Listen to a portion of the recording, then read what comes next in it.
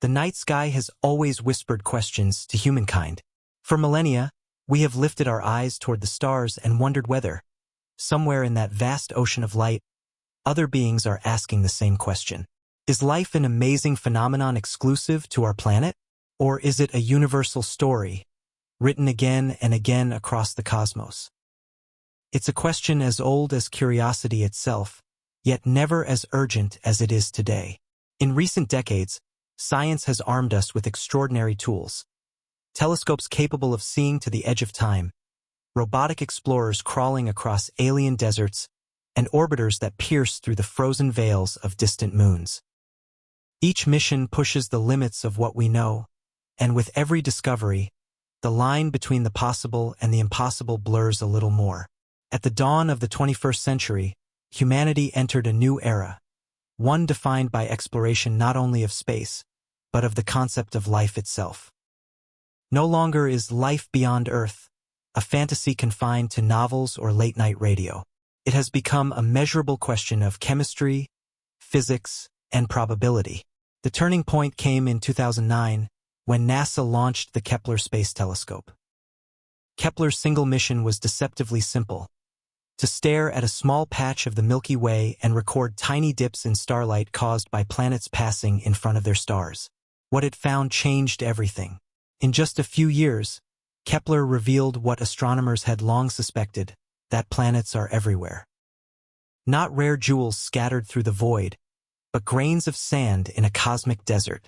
Our galaxy alone may contain more planets than stars, billions of worlds, some rocky, some gaseous, some cold, some scorched, and a precious few resting in the narrow habitable zone, where liquid water and possibly life could exist. With that revelation, the question transformed. It was no longer if there are other Earths. It became which one will we find first. But the search for life didn't begin with Kepler, nor does it end with distant exoplanets. Long before our eyes turned outward to other stars, we began exploring the possible habitats within our own solar system, the neighboring worlds that orbit the same sun as we do. What we discovered there was beyond expectation. On Mars, we found evidence of rivers that once flowed across its surface, valleys carved by ancient floods, and vast sheets of buried ice that might still conceal microscopic life. On Europa, a moon of Jupiter, we detected the unmistakable signs of a vast subsurface ocean hidden beneath miles of cracked ice. An ocean that might be warmed by volcanic vents, much like the ones on Earth's seafloor where life thrives in eternal darkness. Further still, around Saturn, two other moons emerged as unlikely candidates. Enceladus, a tiny sphere ejecting plumes of water vapor and organic molecules into space, and Titan, a frigid world with lakes and rivers not of water, but of liquid methane and ethane, where chemistry dances on the edge of biology. For worlds, for potential cradles of life, right here in our own cosmic neighborhood. If even one of them proves to harbor organisms, even microbial, even extinct, it would change everything we think we know about life, its origins, and its destiny. Because finding a second Genesis within the same solar system would mean that life is not a miraculous accident of Earth, but a natural outcome of physics and time, something that may have happened countless times across the universe. As technology advances, so does our reach. We've learned to read the faint chemical fingerprints in the atmospheres of distant planets, to identify oxygen, methane, and water vapor from hundreds of light years away. We've built machines that can drill into alien soil, fly through plumes of frozen vapor, and survive years in the radiation belts of gas giants. The frontier between the known and the unknown grows thinner each day. Yet, amid all this progress, the ultimate question remains unanswered. For every signal we detect, every shadow we interpret, we find ourselves facing a deeper mystery. What exactly is life? How do we define it when it might take forms beyond our imagination? On Earth, we've discovered extremophiles, organisms that live in boiling acid, in frozen deserts, in radiation fields that would kill anything else. They have rewritten our understanding of habitability and forced us to look at every frozen moon and burnt-out planet with new eyes. If life can thrive in the darkest corners of Earth, why not beneath the ice of Europa, or in the methane lakes of Titan, or under the dusty plains of Mars. This is the age of discovery, not through conquest, but through curiosity. From the red deserts of Mars to the sapphire oceans of distant exoplanets, humanity stands on the threshold of an answer that could redefine our place in the universe. Maybe we are alone. Maybe we are not. But for the first time in history, we have the means to find out. The story that follows is not one of fantasy or faith, but of science, of telescopes and probes, of data and doubt, of dreamers and skeptics. It is a story that stretches from the frozen moons of Saturn to planets orbiting alien suns, tracing humanity's relentless pursuit of a truth older than civilization itself. A truth that begins with a question whispered to the stars. Is life an amazing phenomenon exclusive to our planet? Or is it the universe itself that is alive, waiting for us to notice? Part 1. The first clues. Traces of life in our solar system. The story begins close to home. Long before we looked toward distant stars, we turned our instruments inward, to the small cluster of worlds orbiting the same sun as we do. It was here, among the silent deserts and frozen moons of our own solar system, that the first real hints appeared. For centuries, Mars was the leading suspect. Through the eyepieces of early telescopes, astronomers glimpsed strange lines, canals, they called them, stretching across the planet's red surface. Some imagined they were the work of intelligent beings irrigating their dying world. Others dismissed them as illusions, tricks of optics and expectation. Then came the space age, and the myth of Martian cities gave way to something even more fascinating, evidence of a once-living planet. In 1965, NASA's Mariner 4 transmitted the first close-up images of Mars. What scientists saw shocked them. Not a lush landscape, but a dry, cratered wasteland. It seemed the red planet was as dead as the moon. Yet, in science, endings often become beginnings. As the decades passed, each new mission revealed a world that was not lifeless, but anciently alive. By the late 1970s, the Viking landers conducted the first experiments to search directly for life on Mars. They scooped soil, ran chemical tests, and sent back data that scientists still debate today. One instrument even registered a reaction consistent with metabolism, though the evidence was far from conclusive. Some researchers still argue that the Viking experiment may have stumbled upon microbial life, only for us to misinterpret it. In 1996, the debate reignited when a meteorite known as ALH 84001 was discovered in Antarctica. It had been blasted off Mars millions of years ago and eventually landed on Earth. Inside it were tiny structures, shapes resembling fossilized bacteria. Were they proof that life once existed on Mars? Or simply the result of non-biological chemical processes? The scientific community split in two. The controversy raged for years, and though the question remains open, it reawakened humanity's obsession with the possibility that Mars was not always barren. Fast forward to the 21st century. With robotic precision, NASA's rovers began rewriting the planet's history. Spirit, Opportunity, Curiosity, and most recently Perseverance crawled across the crimson plains, drilling into rocks, sniffing the thin air, and sending back whispers of a watery past. They found mineral layers formed in liquid water, riverbeds long since dry, and sediments that once settled at the bottom of lakes. Mars, it seemed, was once blue. Orbiters scanning from above detected ice locked beneath the soil, and even streaks on steep slopes that darkened in the Martian summer. Potential signs of briny water flowing today. Then came the revelation that astonished even veteran scientists. If all the planet's buried ice melted, Mars could be covered by an ocean 80 feet deep. Water, the universal solvent of life, was everywhere. If Mars once had liquid water, the chemistry of life may have followed naturally. The search then moved beyond Mars. Attention shifted outward, toward the moons of the giant planets Jupiter and Saturn, where conditions are as alien as they are promising. The first surprise came from Europa, one of Jupiter's largest moons. Beneath its smooth, cracked surface of ice lies something extraordinary. A vast ocean of liquid water, twice the volume of all Earth's oceans combined. This ocean is kept warm not by sunlight, which barely reaches that far, but by the tidal flexing of Jupiter's immense gravity. As the moon orbits, it is stretched and squeezed, creating internal friction that generates heat. Through spacecraft like Galileo, scientists detected a magnetic field hinting at a salty, conductive ocean beneath the crust. Later, the Hubble Space Telescope observed faint plumes of water vapor erupting from Europa's surface, confirming that something alive, or at least dynamic, stirs beneath the ice. To imagine that an ocean might exist beneath an icy shell 100 million miles from the sun is astonishing enough. But to imagine that ocean could harbor life, microbes clinging to volcanic vents on its floor, feeding off chemical energy rather than sunlight, brings the impossible into focus. Yet Europa is not alone. In 2005, the Cassini spacecraft, orbiting Saturn, turned its instruments toward a small, bright moon named Enceladus. Barely 500 kilometers across, Enceladus should have been geologically dead.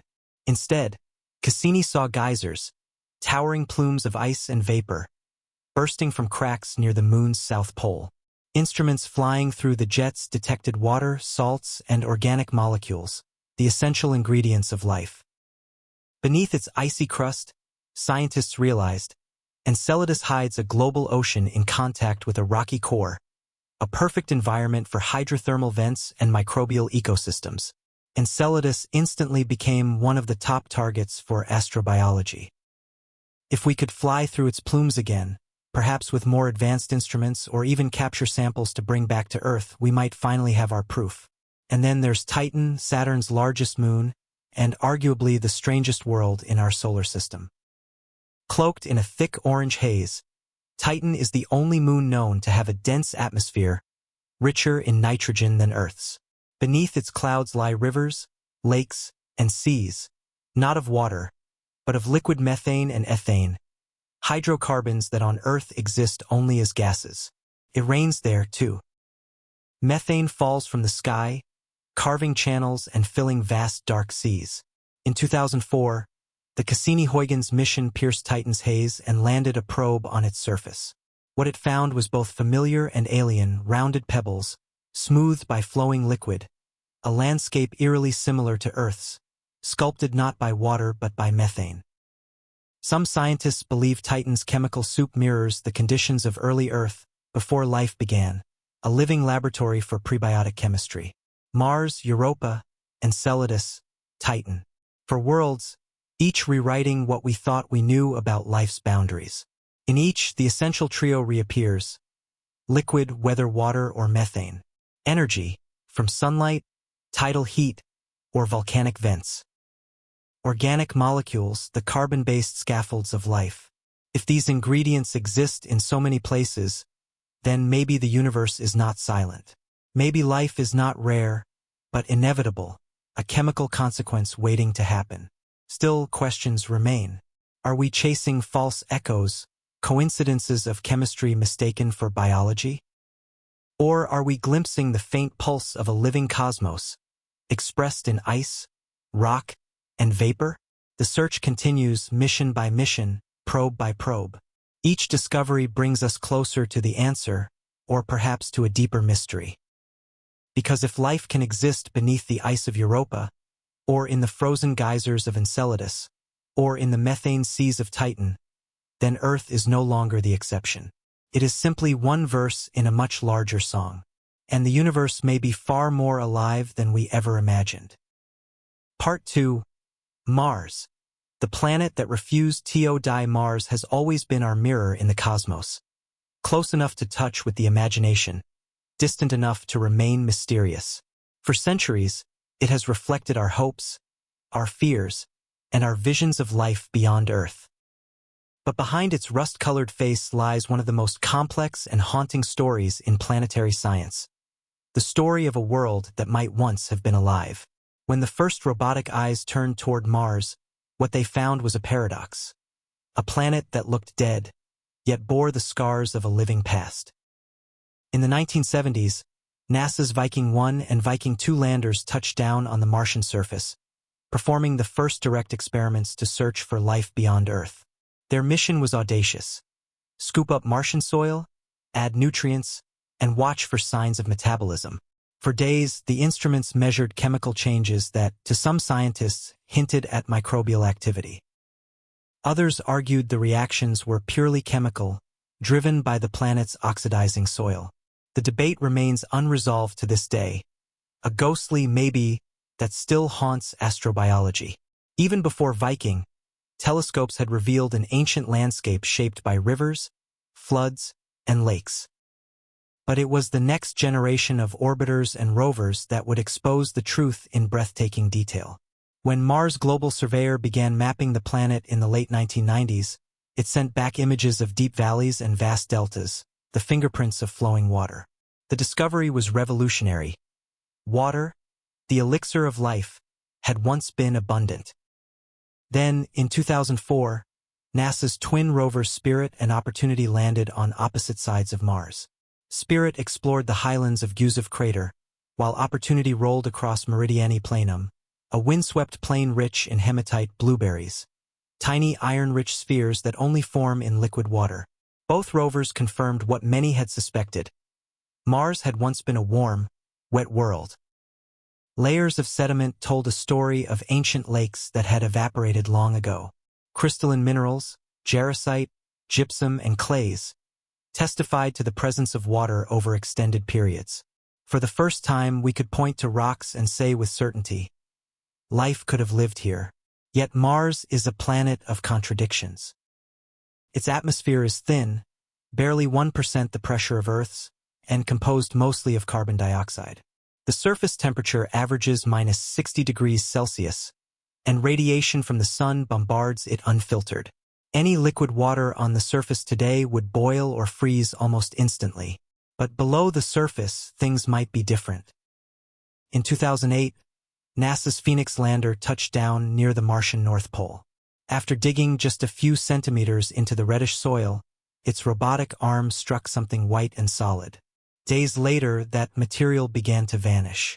The verdict was immediate: water ice, sublimating into vapor under the weak Martian air.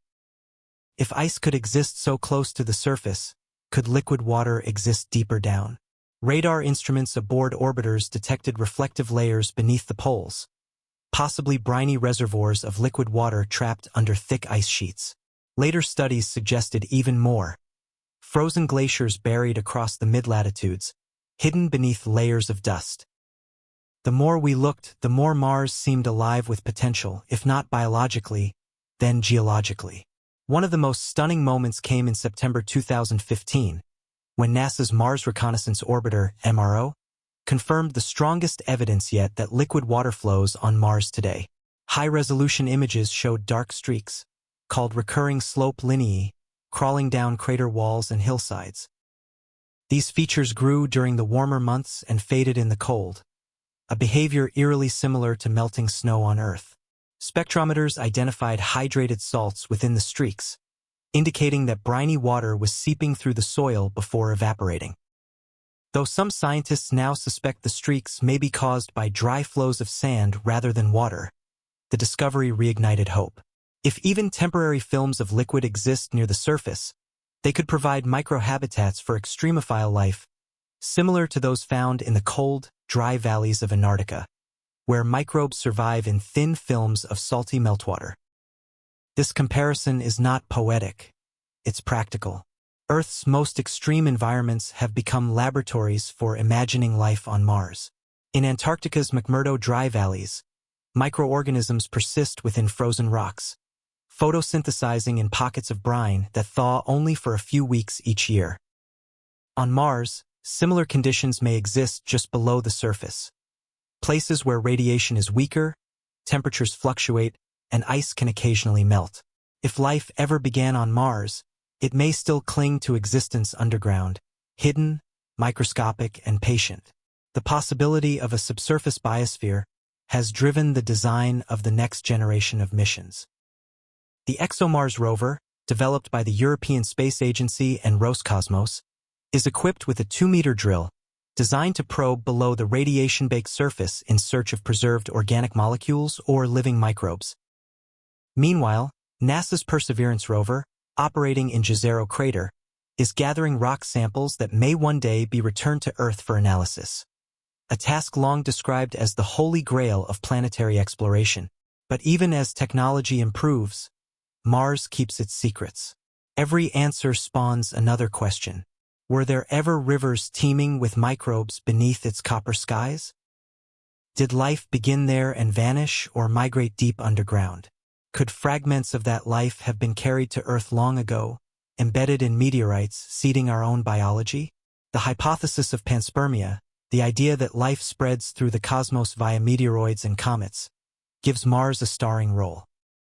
We already know that rocks can travel between the two planets. Dozens of confirmed Martian meteorites have been found on Earth, their chemical signatures matching those of Mars' atmosphere.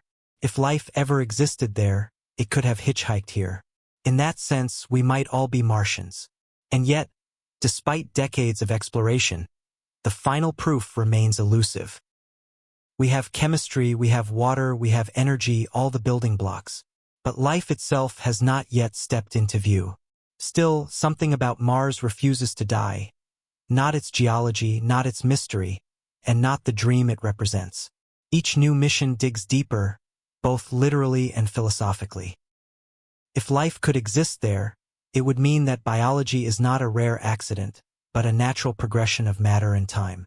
The next great discovery might not come from a distant star system, but from a patch of red dust beneath our feet on another world. Mars, the planet that once seemed dead, may yet prove to be alive. Not with civilizations and canals, but with something far more profound, the persistence of life itself. Part 3. Europa. The ocean beneath the ice far from the warmth of the sun, beyond the asteroid belt where solar light begins to fade. A pale moon circles the gas giant Jupiter. To the naked eye, Europa looks like a smooth, icy marble, serene, silent, unchanging. But beneath that frozen shell, hidden from view for billions of years, lies one of the most promising places in the solar system to find life. Europa was first glimpsed in 1610 by Galileo Galilei, one of the 4 Galilean moons he discovered orbiting Jupiter. For centuries, it was little more than a name on a chart, a celestial footnote in the planet's retinue of moons. That changed dramatically in the late 20th century when spacecraft like Voyager and Galileo finally revealed Europa's secrets, a world both alien and hauntingly familiar.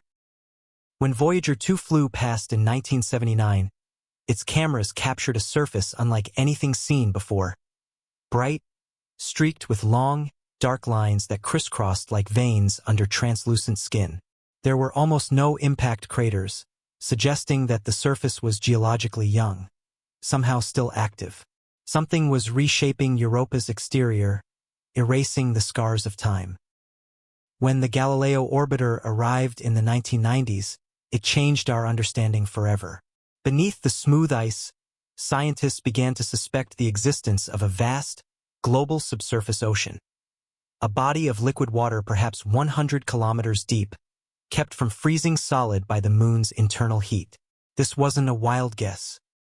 Measurements of Europa's magnetic field revealed fluctuations consistent with a conductive layer, likely a salty ocean, beneath the crust. That ocean, locked beneath 10 to 30 kilometers of ice, could contain more water than all of Earth's oceans combined.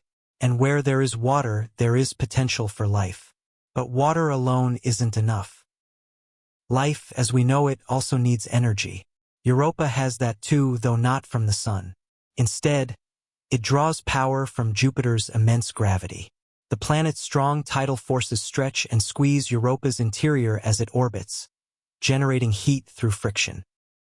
This process, known as tidal heating, might drive volcanic activity on the ocean floor, creating hydrothermal vents that release chemical energy.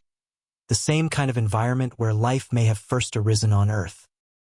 If such vents exist on Europa, they could provide not just warmth but nourishment, minerals, gases, and chemical gradients that sustain ecosystems independent of sunlight.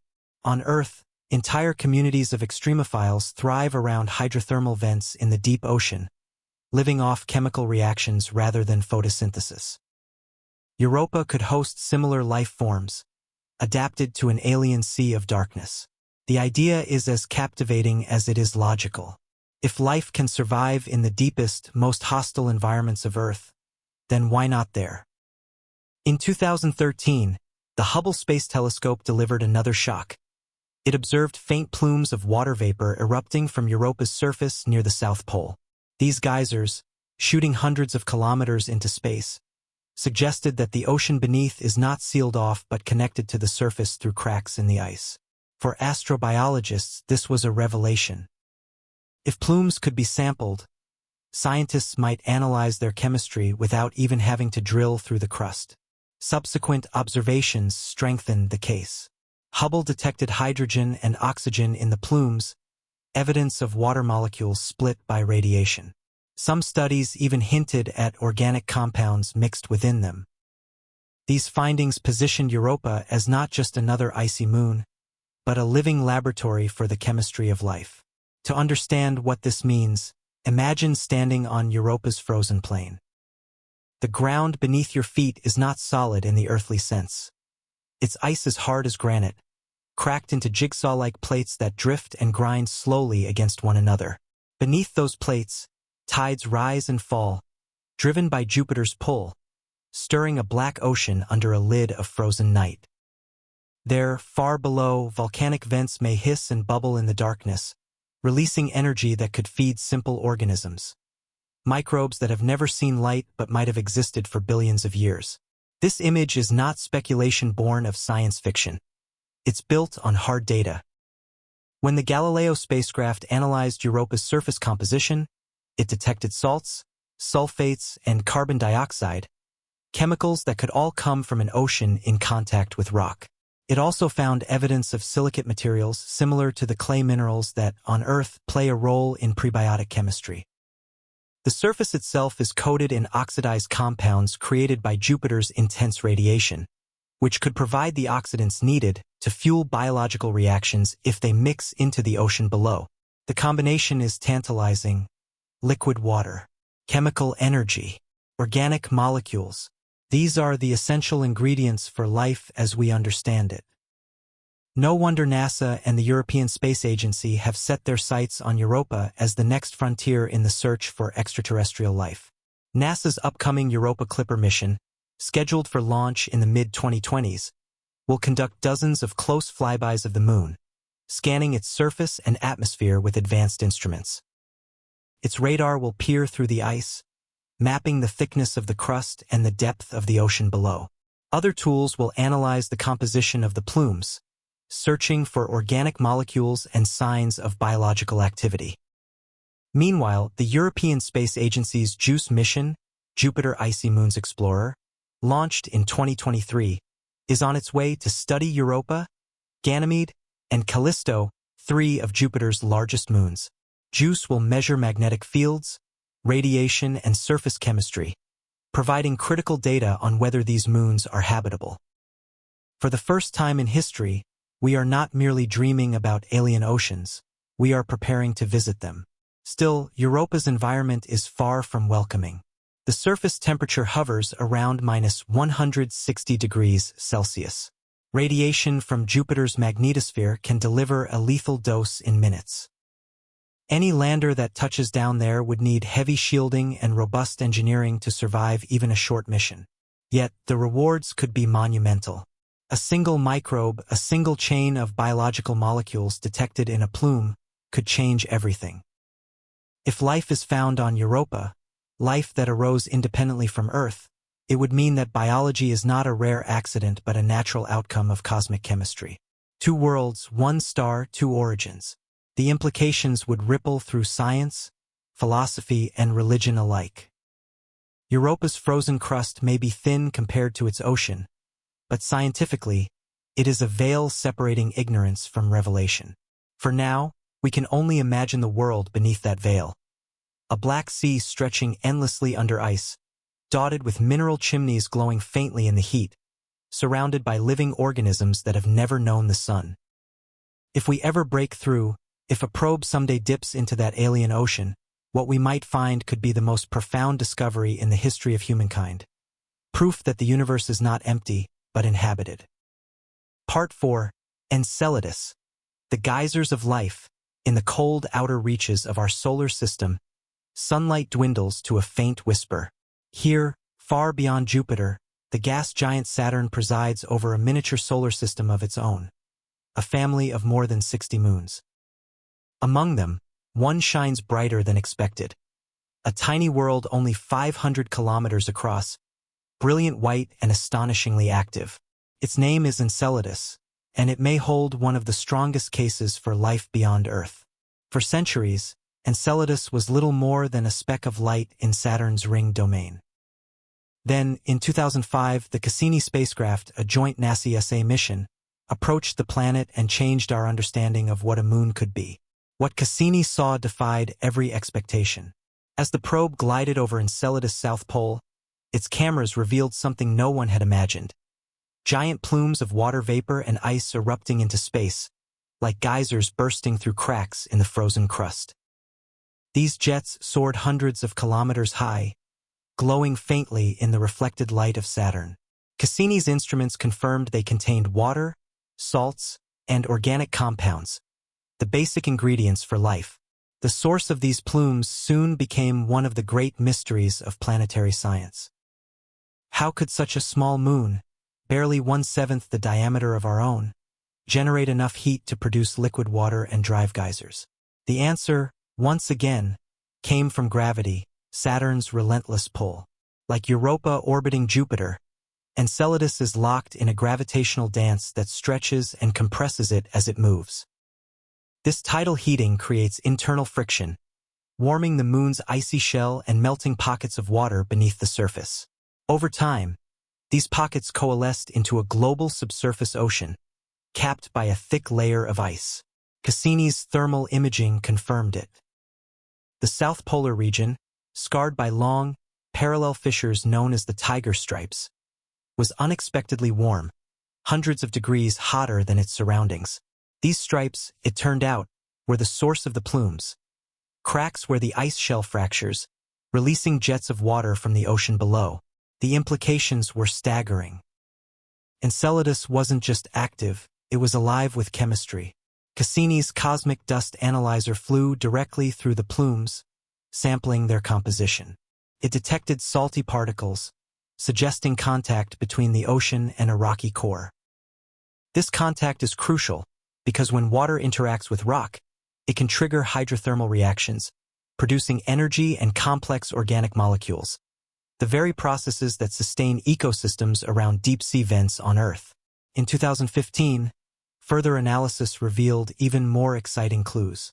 Cassini's instruments identified molecular hydrogen, H2, in the plumes, a chemical signature associated with hydrothermal activity. On Earth, microbes near hydrothermal vents use hydrogen as a source of energy, combining it with carbon dioxide to produce methane, a process known as methanogenesis. If similar chemistry occurs on Enceladus, it could mean that life, microbial, primitive but alive, exists there right now. NASA scientists described it simply. Enceladus has all three of the ingredients needed for life: liquid water, organics, and an energy source. This tiny moon, once thought inert, now ranks among the top candidates for habitability in the solar system. But Enceladus' story is more than just chemistry. It's a story of accessibility. Unlike Europa, whose ocean lies buried beneath kilometers of unbroken ice, Enceladus sprays its secrets directly into space. Every plume that erupts carries samples of the ocean below, a natural laboratory floating above a hidden sea. That means we don't need to drill, land, or dig to study it. We only need to fly through the mist. And we already have. Cassini did it multiple times, dipping through the plumes at high speed, capturing precious grains of ice and vapor. From those tiny samples, entire worlds of possibility unfolded.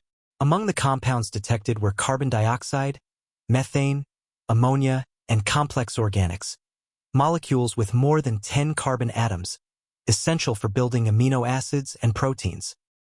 These aren't mere traces of chemistry. They're hints of biochemistry, the kind that, on Earth, only exists around living systems or the processes that feed them. Still, even in the face of such evidence, caution prevails. Nature, after all, can mimic life's chemistry through purely geological means. Methane, for instance, can be created by chemical reactions between water and rock at high temperatures, without any biological involvement. That's why scientists refrain from claiming life outright. Instead, they speak in terms of habitability, the potential for life to exist. Yet, with every new discovery, the line between potential and reality grows thinner. Today, Enceladus is considered a world in progress, a moon that is, in every measurable way, alive with movement.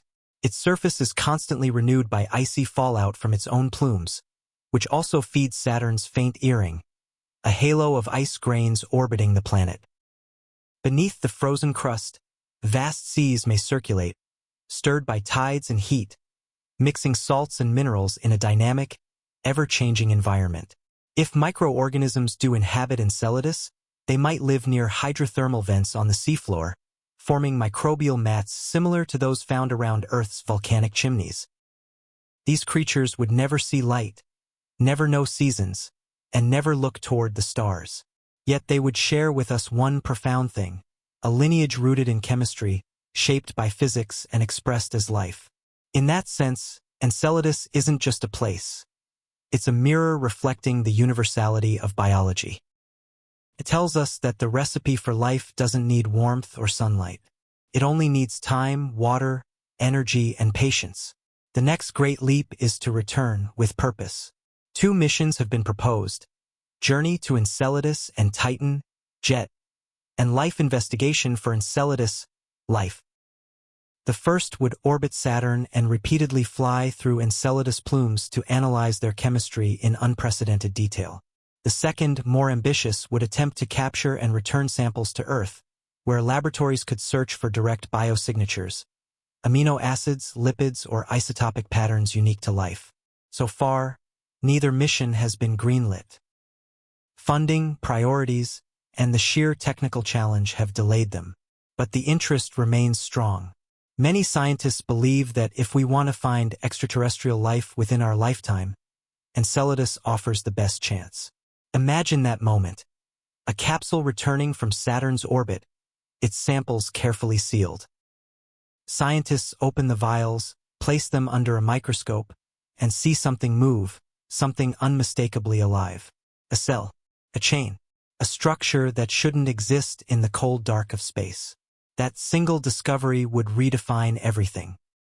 Until that day, Enceladus keeps erupting.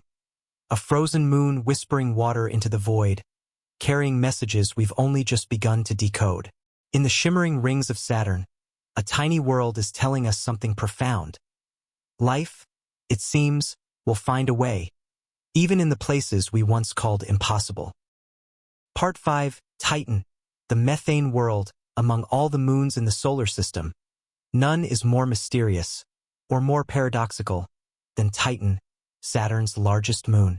Shrouded in a dense orange haze, it looks less like a moon and more like a planet in miniature, an alien twin of Earth caught in deep freeze. Titan is the only moon with a thick atmosphere, the only place besides Earth where liquids flow across the surface, and perhaps the strangest laboratory for prebiotic chemistry ever discovered. For decades, Titan was a blank sphere of mystery. Telescopes could barely penetrate its dense atmosphere, and radar signals bounced back confused and hazy. Many believed it was covered in a global ocean of hydrocarbons, a world that might resemble the primordial Earth before life arose. Then, in 2004, everything changed. That year, NASA's Cassini spacecraft arrived in orbit around Saturn, carrying a small European-built lander named Huygens. On January 14, 2005, the Huygens probe detached and began its descent into Titan's clouds, becoming the first spacecraft in history to land on a moon of another planet. What it found astonished scientists. As Huygens fell through Titan's smog-filled skies, its cameras captured a scene unlike anything seen before. Below the orange haze stretched vast plains, dark channels, and a coastline fading into shadow. It was raining methane. When the probe touched down, it landed among smooth, rounded pebbles the size of marbles. But these weren't rocks as we know them. At Titan's frigid temperature of -180 degrees Celsius, water is as hard as granite. Those pebbles were water ice, sculpted by flowing rivers of liquid methane and ethane. In a single moment, Titan became one of the most Earth-like worlds ever discovered, and yet utterly alien. Cassini's radar mapping revealed lakes and seas dotting the poles, some as large as Earth's Great Lakes. The largest, Kraken Mare, stretches for hundreds of kilometers. Its surface lies eerily still, a mirror of methane and ethane under a golden sky. Titan's rivers flow into these seas, carving deltas and canyons that look, from orbit, exactly like terrestrial landscapes. But beneath the surface chemistry, everything is inverted, water is rock, and methane is rain. The methane cycle on Titan mirrors Earth's water cycle almost perfectly. Methane evaporates from the lakes, forms clouds, condenses into rain, and falls again. Storms sweep across the poles. Mist and drizzle coat the dunes near the equator. There are even hints of seasonal changes, with methane rains increasing during Titan's long summer. This planetary scale system demonstrates that complex atmospheric and surface processes aren't unique to Earth. Nature has built another one entirely out of hydrocarbons. But the deeper mystery lies in Titan's chemistry. The atmosphere, thick and golden, is mostly nitrogen, just like Earth's. Suspended within it are clouds of methane, ethane, and a family of organic molecules called tholins, complex polymers formed when ultraviolet sunlight breaks apart methane and nitrogen, allowing them to recombine into heavy hydrocarbons. These tholins drift downward as a reddish haze, coating the surface like soot. On Earth, similar chemistry is thought to have produced the first building blocks of life billions of years ago. Amino acids, sugars, and nucleobases, the ingredients of biology, can form from simple gases when energy is applied. Titan offers a natural experiment in this kind of prebiotic chemistry, frozen in time. Titan, one planetary scientist remarked, is like a laboratory where the early Earth is still running. The irony, of course, is that Titan is far too cold for liquid water, the solvent of life as we know it. At -180 degrees Celsius, water is solid and unyielding. Reactions that take seconds in Earth's oceans might take millennia there. For this reason, Titan has long been seen as inhospitable to life as we know it. But what about life as we don't know it? In 2010, a group of researchers from NASA's Astrobiology Institute proposed a daring hypothesis. What if Titan hosts methane-based life? Instead of using water as a solvent, such organisms could rely on liquid hydrocarbons, with cell membranes made of molecules that function at cryogenic temperatures. They might breathe hydrogen and exhale methane, flipping Earth's biochemistry upside down. It sounds like science fiction, but laboratory experiments suggest it's chemically plausible. Simulations of Titan's atmosphere have produced amino acids and even nucleobase analogs when exposed to ultraviolet light. Some of these molecules could survive in the methane lakes, forming the foundation for a chemistry entirely foreign to us. And then, in 2010, Cassini made an observation that deepened the mystery. As it passed through Titan's upper atmosphere, it detected anomalous hydrogen and acetylene levels near the surface, patterns that could, in theory, indicate metabolic processes. NASA scientists cautioned against jumping to conclusions, but the hint was enough to fuel a decade of debate.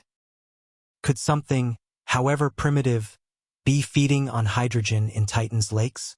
While we don't yet have proof, Titan keeps inviting us back with its contradictions. Under its frozen crust may lie another ocean, this one of liquid water mixed with ammonia. If true, Titan could harbor two distinct habitats: a warm, subsurface ocean suitable for water-based life, and a surface drenched in methane where exotic, cryogenic organisms might dwell. In other words, Titan may host two kinds of biology, each operating under radically different rules. Future missions aim to find out. NASA's upcoming Dragonfly mission, set to launch in the 2030s, will send a nuclear-powered rotorcraft to fly across Titan's surface. Dragonfly will hop between dunes, lakes, and plains, analyzing organic compounds, testing the chemistry of the atmosphere, and searching for the signatures of complex molecules that could indicate prebiotic or biological activity. It will be, in every sense, a flying laboratory exploring an alien world. The significance of Titan reaches beyond astrobiology. It challenges our definitions of what a habitable world can be. If life, or even pre-life chemistry, exists in Titan's methane lakes, then habitability extends far beyond the narrow Goldilocks zone we once imagined. Life may not require warmth or sunlight. It might only need chemistry, energy, and stability. To imagine standing on Titan is to glimpse an alien version of Earth. A sky the color of butterscotch. Mountains of frozen water ice. Rivers glinting faintly in perpetual twilight. A drizzle of methane soaking a plain of orange dust. Every molecule familiar, yet behaving in ways no Earth scientist would expect. Titan is both reflection and prophecy. A reminder that nature rarely repeats herself, yet always rhymes. In its frozen lakes and amber clouds, we may be witnessing what Earth once was, or what countless other worlds might still be. And if Titan can host life in any form, it would mean something extraordinary. Biology is not a local accident. It is a universal expression of chemistry, an inevitable outcome wherever conditions allow. The methane seas of Titan, silent and glacial, may one day tell us how common life truly is. Until then, the moon waits patiently under Saturn's watchful rings, its mysteries preserved in frost, its secrets locked within golden clouds. Would you like me to continue with Part 6, Exoplanets, Other Earths Among the Stars, next? Part 6, Exoplanets, Other Earths Among the Stars. For most of human history, the stars were silent. They glittered like jewels against the night, distant and eternal, their twinkle concealing an ancient secret, that nearly every one of them might be a sun, with worlds of its own. It wasn't until the late 20th century that science began to lift that veil, and the universe suddenly became alive with planets. The first confirmed exoplanet, a planet beyond our solar system, was discovered in 1992, and it was a surprise. Astronomers found it orbiting a pulsar, the dead core of an exploded star. These planets were bathed in lethal radiation, a reminder that worlds can exist even in the unlikeliest of places. But the Real Revolution came just a few years later, when in 1995, Swiss astronomers Michel Mayor and Didier Queloz announced the discovery of 51 Pegasi b, a planet orbiting a normal, sun-like star. 51 Pegasi b was unlike anything in our solar system. A hot Jupiter, a gas giant orbiting so close to its star that its atmosphere likely boiled and streamed away into space. The discovery defied every model of planet formation. But it also proved something far more important. Planets are not rare. They are common. Then came the Kepler Space Telescope in 2009. Kepler stared at a single patch of sky in the constellation Cygnus, watching 150,000 stars simultaneously, searching for the faintest dips in brightness that occur when a planet passes in front of its host star. Over 9 years, Kepler discovered more than 2,600 exoplanets and identified thousands of additional candidates. These weren't just gas giants like Jupiter. They were rocky, Earth-sized worlds. Some orbited close to their stars, scorched and airless. Others circled farther out in what scientists call the habitable zone, the region where temperatures allow liquid water to exist. Kepler's data transformed astronomy. From a universe with one known planetary system, we suddenly had evidence of billions. The numbers are staggering. Statistically, almost every star you see in the night sky likely hosts at least one planet. 1 in 5 sun-like stars may have an Earth-sized world in its habitable zone. In the Milky Way alone, that could mean tens of billions of potentially habitable planets. For the first time, the idea of other Earths became not a fantasy, but a measurable probability. Among Kepler's most famous discoveries is Kepler 186f, a planet 500 light-years away, roughly the same size as Earth, orbiting within its star's habitable zone.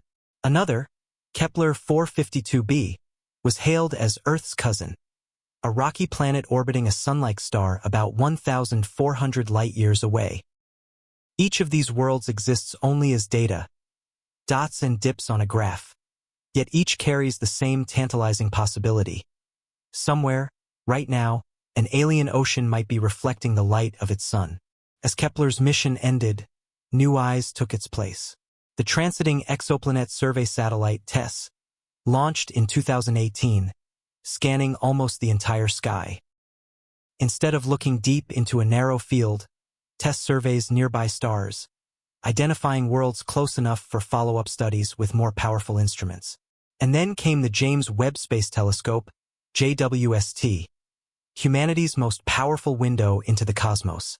Webb can analyze the faint light filtering through exoplanet atmospheres, reading their chemical fingerprints.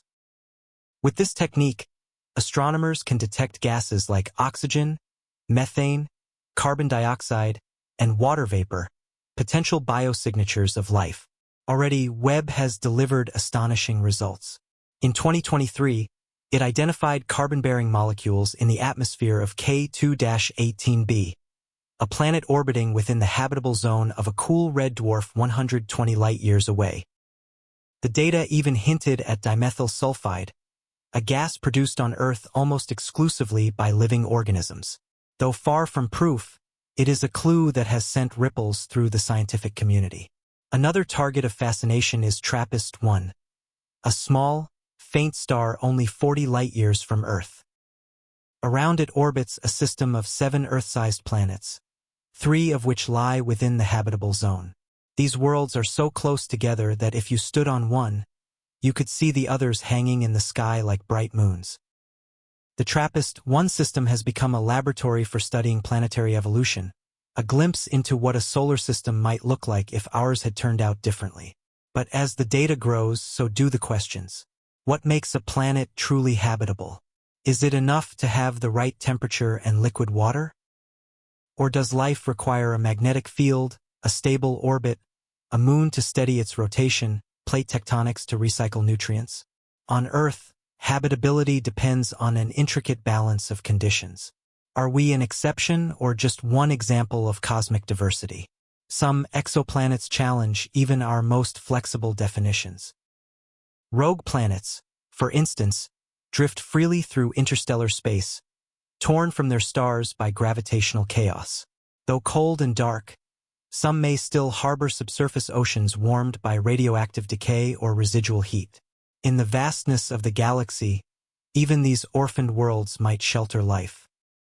And then there are super-Earths, rocky planets larger than Earth but smaller than Neptune. Many orbit within their stars' habitable zones, with thick atmospheres and deep oceans. These may be the most common type of planet in the galaxy, and perhaps the most promising for biology. Our growing catalog of exoplanets forces us to confront a staggering possibility: that Earth is not unique, not exceptional, but one of countless experiments in cosmic chemistry. Life may not be the exception to the rule, it may be the rule. Yet, so far, all our discoveries share one limitation: distance. Even the nearest potentially habitable planet, Proxima Centauri b, lies more than 4 light-years away, 40 trillion kilometers. With our current technology, it would take tens of thousands of years to reach. For now, we are explorers trapped on the shore, staring across a cosmic ocean we cannot yet cross. Still, the frontier expands. Projects like LUVOIR, HABEX, and Origins, future space telescopes currently in planning, aim to capture direct images of Earth-like planets around nearby stars, analyze their atmospheres, and search for the unmistakable signs of life. Each new mission sharpens the question that drives this entire search: if there are billions of worlds like ours, where is everyone? The philosopher Enrico Fermi posed this paradox decades ago, the Fermi Paradox, and it haunts astronomy to this day. If life is common, intelligent life should be everywhere. And yet, we hear nothing. No signals, no beacons, no evidence of civilizations spanning the stars. Perhaps life is plentiful but fragile, rarely surviving long enough to call out. Perhaps intelligence is its own extinction event. Or perhaps, as some suggest, we're simply too early, the first spark in a still dark galaxy. Whatever the answer, the search continues. With each new world we discover, the silence grows louder, not as emptiness, but as potential.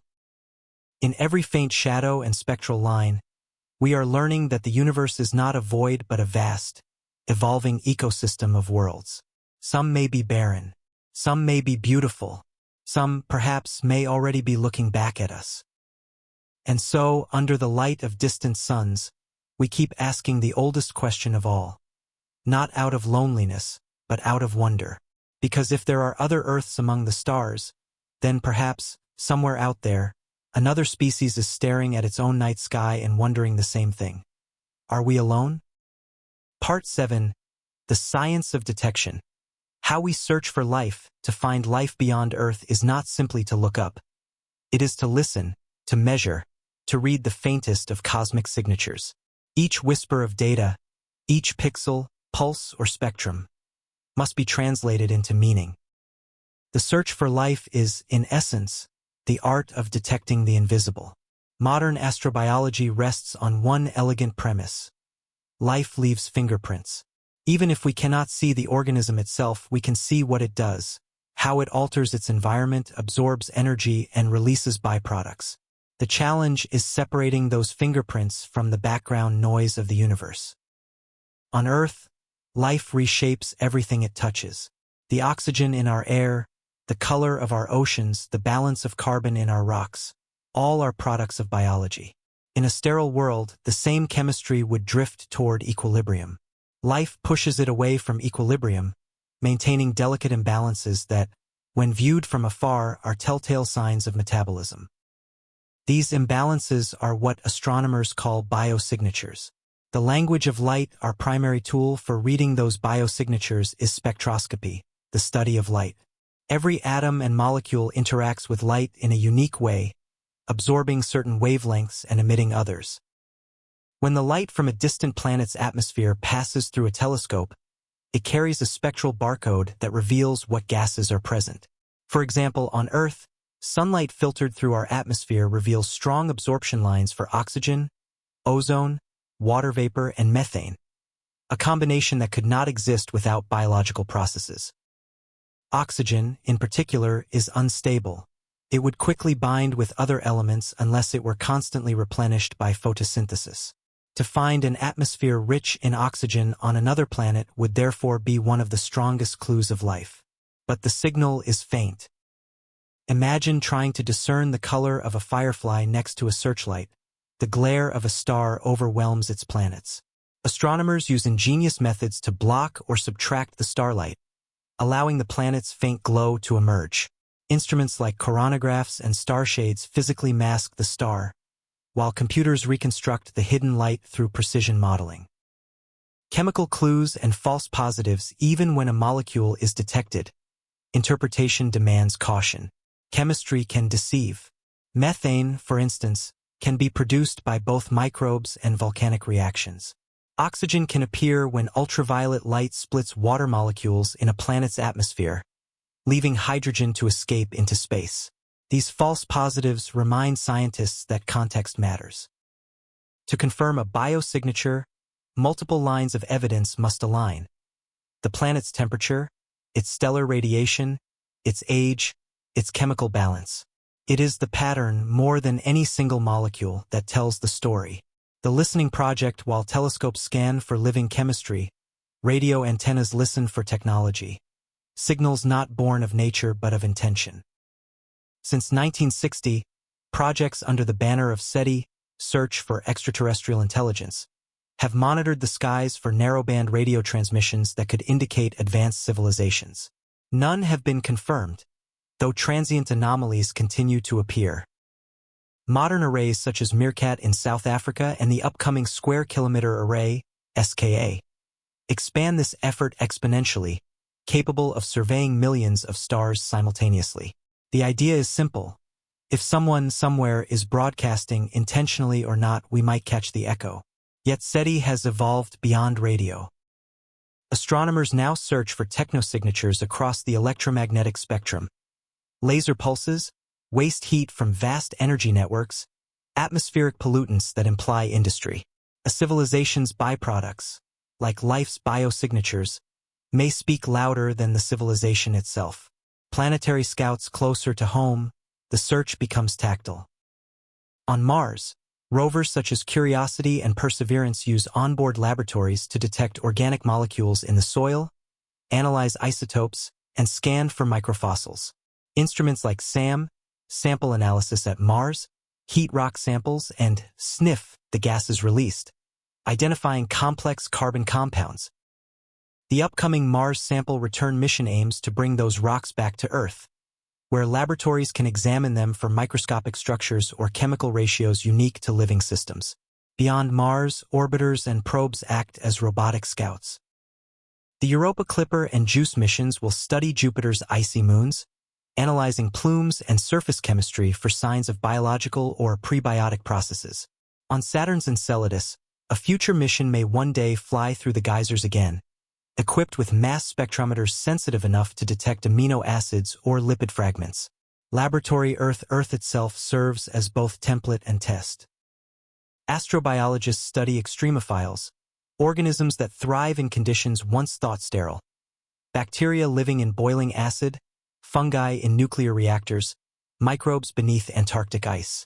Each new discovery expands the possible range of life elsewhere. What was once inhospitable becomes merely challenging. From hydrothermal vents to salt flats and subglacial lakes, these terrestrial analogs guide mission design. When a probe lands on another world, its instruments are built with those lessons in mind: what wavelengths to scan, what minerals to test, what isotopic ratios to seek. The mathematics of rarity behind every telescope and rover lies a simple equation, the Drake equation, formulated in 1961 to estimate the number of communicative civilizations in our galaxy. It multiplies factors like star formation rate, fraction of stars with planets, number of habitable worlds, probability of life, and probability of intelligence. While the numbers remain uncertain, one variable has grown clearer. Planets are abundant. If even a small fraction host life, the galaxy could teem with it. Yet probability offers no guarantee. The silence we observe, the empty radio spectrum, the absence of alien artifacts, forces us to confront both cosmic and philosophical questions. Perhaps life is common but intelligence brief. Perhaps civilizations ascend and vanish before they can be heard. Or perhaps we simply haven't been listening long enough. The next generation of eyes and ears in the coming decades, new observatories will transform the search. NASA's proposed LUVOIR and HABEX telescopes aim to capture direct images of Earth-like exoplanets, isolating their light for detailed spectroscopy. The European Extremely Large Telescope, ELT, and the US 30-meter telescope, TMT, will achieve ground-based resolutions once thought impossible, able to probe atmospheres dozens of light-years away. Meanwhile, private and international collaborations envision arrays of small satellites working together as interferometers, turning the entire solar system into a single telescope. With such instruments, detecting life could shift from probability to observation. Reading the silence, every null result, every unreturned signal, carries meaning. It narrows the field, refines our instruments, teaches us what to look for next. In science, silence is data. The absence of evidence becomes a map, pointing to where evidence might yet be found. And so, we continue to search, guided by a paradox. The more we look, the more we realize how much remains unseen. The cosmos does not hide its answers. It simply demands patience equal to its age. We are apprentices in a vast observatory, learning to interpret the faint handwriting of existence written in light, in chemistry, in time. Someday, perhaps soon, one of those signals, one dip in starlight, one spectral line, one flicker of radiostatic, will cross the line between curiosity and confirmation. On that day, the universe will no longer be a question. It will be a conversation. Part 8. Extremophiles. Lessons from the edge of life. If there is one lesson Earth has taught us, it is this: life is stubborn. It thrives where logic says it shouldn't. In boiling acid, in frozen deserts, beneath crushing pressure, and in darkness that has never seen the sun. Every discovery of life's resilience on Earth reshapes how we define habitability. The line between alive and lifeless blurs, and suddenly, the cosmos looks far more welcoming. In the 20th century, Biologists believed life required a narrow set of conditions: moderate temperature, abundant sunlight, and a gentle climate. Then came a revolution. In 1977, a submersible exploring the Galapagos Rift stumbled upon something extraordinary: hydrothermal vents on the ocean floor, gushing water heated to over 350 degrees Celsius. Around these volcanic chimneys thrived entire ecosystems: giant tube worms, blind shrimp, and chemosynthetic bacteria, living without sunlight. These microbes didn't photosynthesize. They chemosynthesized, using hydrogen sulfide and minerals from the vents as energy sources. They proved that sunlight, long thought essential for life, was merely one of many options. Energy, it seemed, could come from the planet itself. This discovery changed everything. Suddenly, moons like Europa and Enceladus, worlds with dark oceans heated from below, were no longer improbable havens for life. They were reflections of Earth's own extremes. Over the next decades, scientists uncovered more such surprises. In the dry valleys of Antarctica, bacteria huddled beneath translucent rocks, drawing energy from faint sunlight and thin films of melted ice. In acidic pools near volcanic vents, microorganisms thrived in waters with a pH close to battery acid. In the salt-crusted plains of Chile's Atacama Desert, one of the driest places on Earth, microbial colonies slept for years, awakening only when rare fog condensed into dew. Each discovery extended the boundaries of biology. The map of life's limits grew outward, creeping into conditions once labeled sterile.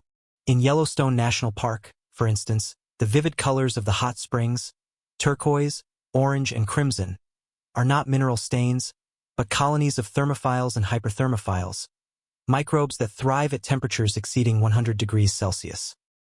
At the opposite extreme, psychrophiles live and reproduce in the Arctic sub-zero brine channels and within glaciers, where liquid water persists only in microscopic films between ice crystals. There are barophiles that survive at depths of 11,000 meters beneath the ocean, where the pressure is 1,000 times greater than at sea level. Radiotolerant species like Deinococcus radiodurans endure radiation doses thousands of times higher than would kill a human, repairing their DNA almost instantly. Others, called xerophiles, persist in the most arid deserts on Earth, existing on trace moisture from the atmosphere itself. Taken together, these life forms compose a grand symphony of adaptation.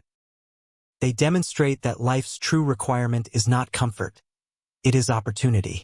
Give biology a foothold, a source of energy, and enough time, and it will find a way.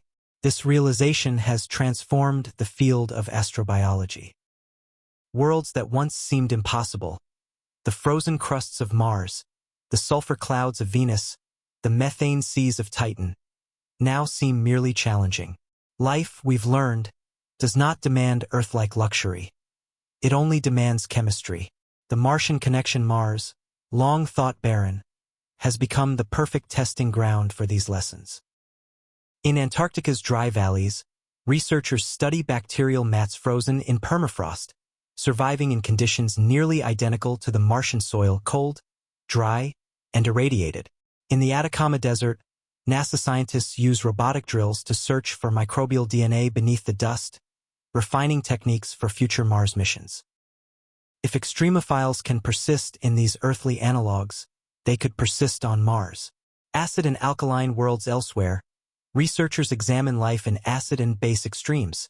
Environments like Rio Tinto in Spain, where blood-red rivers of acidic water support iron-loving bacteria, or the soda lakes of East Africa, where alkalophiles live in waters with a pH above 10. Each adaptation offers a new lens for interpreting alien chemistry. If microbes can metabolize iron in acid or carbonates in alkali, they could do the same beneath the ice of Europa or the crust of Enceladus. The question of energy at the heart of every extremophile's survival lies a simple equation: energy in, energy out. Life is a mechanism for capturing and converting energy, whether from sunlight, heat, or chemical reactions. On other worlds, where sunlight is scarce, energy might come from sources unfamiliar to us: tidal flexing, radioactive decay, electrochemical gradients. Even in deep space, floating rocks may harbor microbial spores in dormancy, waiting for warmth and water. Panspermia and persistence. This resilience leads to a provocative hypothesis. Perhaps life doesn't start anew on every world. Perhaps it spreads. The theory of panspermia suggests that microbes could travel between planets aboard meteorites, surviving the vacuum of space and reawakening upon impact. It sounds improbable, but laboratory tests suggest it's not impossible. Microbial spores have survived years in low Earth orbit, shielded only by thin layers of rock. When you consider that Mars and Earth regularly exchange material, meteorites blasted off one world landing on the other, the idea that life could hitchhike between them becomes less fanciful. If so, life may not be a unique event, but a contagious one, spreading quietly from world to world, wherever conditions permit. Lessons for the cosmos extremophiles have taught us humility. They remind us that life's story is broader than our imagination. When we look at a frozen moon or a toxic atmosphere and think, nothing could live there, we are really saying nothing like us could live there. But life, as Earth proves, is far more inventive than we are.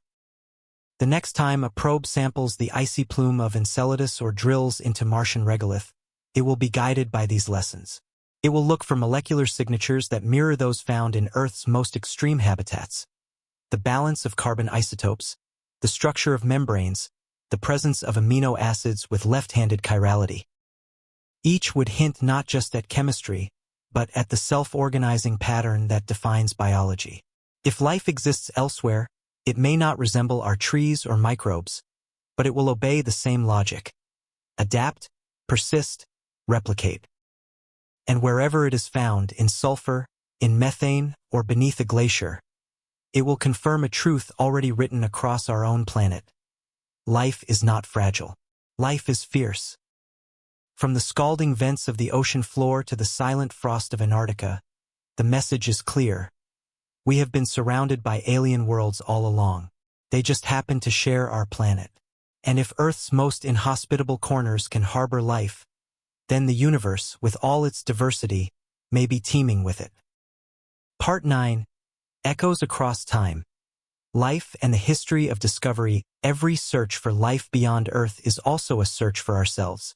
It is a continuation of a question as old as thought, one that has echoed through the corridors of history, carried by dreamers, philosophers, and scientists across the centuries. We tend to think of astrobiology as a modern pursuit, born from rockets and telescopes, but its roots reach deep into the human past, into ancient myths, philosophical debates, and the first flickering ideas of what the universe might really be. Thousands of years ago, long before the word planet even existed, early civilizations looked up and saw gods in the stars. The Babylonians mapped the heavens as a divine order. The Greeks gave each wandering light a name and a story. The night sky was not a mystery to them. It was a message, written in light. Some myths even imagined that other worlds existed, realms where beings of different forms lived under different suns. The concept of a plurality of worlds was already taking shape in the minds of poets. By the 4th century BCE, the Greek philosopher Epicurus took the idea a step further. He wrote, "There are infinite worlds both like and unlike this world of ours." It was a radical claim, not just that other worlds existed, but that life might exist on them too. He reasoned that if nature could make one Earth, it could make countless others. To him, the universe was not built for us. We were simply part of its natural abundance. Centuries later, this idea would survive the fall of empires, the rise of religion, and the birth of science. During the Renaissance, when telescopes first revealed that Earth was not the center of creation, thinkers like Giordano Bruno resurrected Epicurus' vision. In 1584, Bruno declared that the universe contained innumerable suns and innumerable Earths, each inhabited by living beings. For this belief, and others far more heretical, he was burned at the stake. Bruno's death did not extinguish his idea. It spread like a spark through the age of reason. When Galileo turned his telescope to Jupiter and saw 4 moons orbiting it, he shattered the notion of a perfect, unchanging heaven. Worlds beyond Earth were real, physical, and dynamic. Each discovery expanded the possible. The philosopher Descartes speculated that nature might produce life everywhere conditions allow. The astronomer Christian Huygens wrote a treatise in 1698, Cosmotheoros, describing alien beings that might live under alien suns, an early work of scientific imagination. By the 19th century, the idea of extraterrestrial life was no longer philosophical. It had become cultural. In 1877, Italian astronomer Giovanni Schiaparelli observed dark streaks on Mars and called them canali, channels. The term was mistranslated as canals, and the world erupted in speculation. Were these the works of intelligent beings? Authors like Percival Lowell built entire theories around them, imagining a dying Martian civilization constructing vast waterways to survive. The Martian canals captured the public imagination, weaving themselves into the fabric of popular culture. H.G. Wells' The War of the Worlds, 1898, transformed them into a cautionary tale of invasion and hubris. Even when later missions proved Mars barren, the myth persisted, a reflection not of the planet itself, but of our deep yearning for connection. As science matured, so did the question. The 20th century brought radio, rocketry, and the realization that space was not an unreachable realm but a physical frontier. When Sputnik orbited Earth in 1957, the stars ceased to be metaphors. They became destinations.